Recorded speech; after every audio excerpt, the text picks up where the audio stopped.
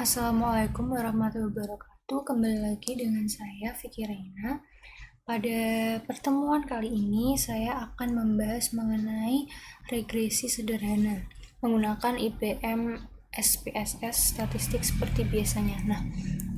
Sebelumnya saya akan menjelaskan sedikit mengenai regresi sederhana. Jadi regresi sederhana ini tuh digunakan untuk tujuan peramalan di mana dalam model tersebut ada sebuah variabel yang tergantung atau disebut variabel dependen dan variabel yang bebas atau disebut variabel independen. Contoh dari pertanyaan analisis regresi sederhana ini itu seperti apakah ada hubungan dari satu variabel dengan variabel yang lain, lalu apakah penjualan di masa yang akan datang itu akan mengalami kenaikan atau penurunan.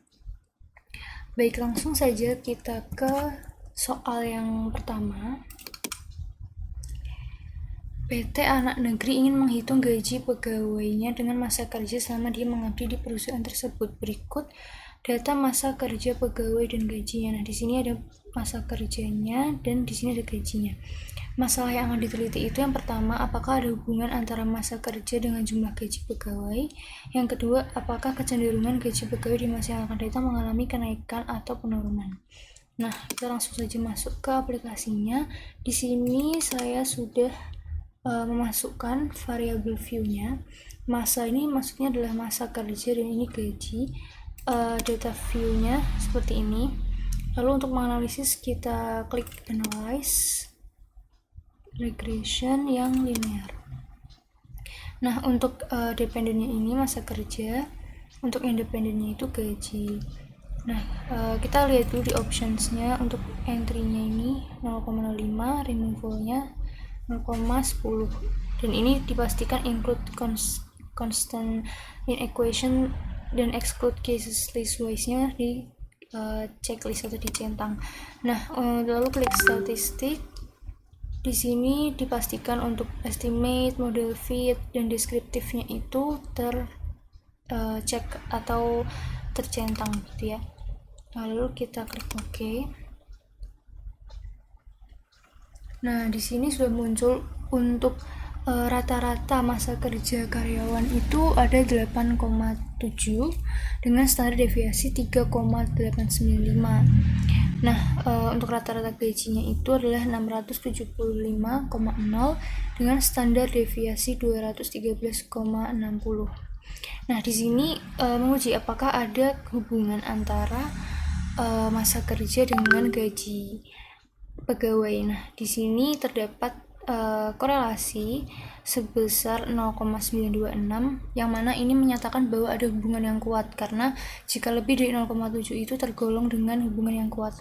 Karena ini merupakan angka yang positif berarti hubungannya ini searah, yaitu masa kerjanya naik, gajinya pun naik. Lalu akan analisis untuk soal yang kedua, yaitu untuk kedepannya itu apakah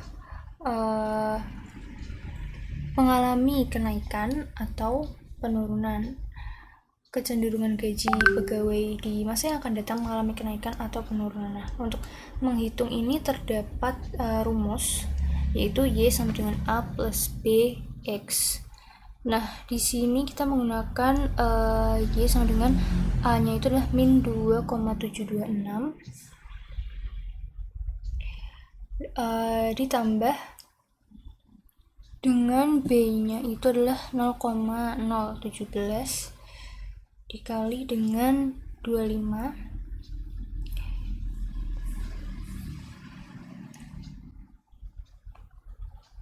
hasilnya adalah minus 68,15.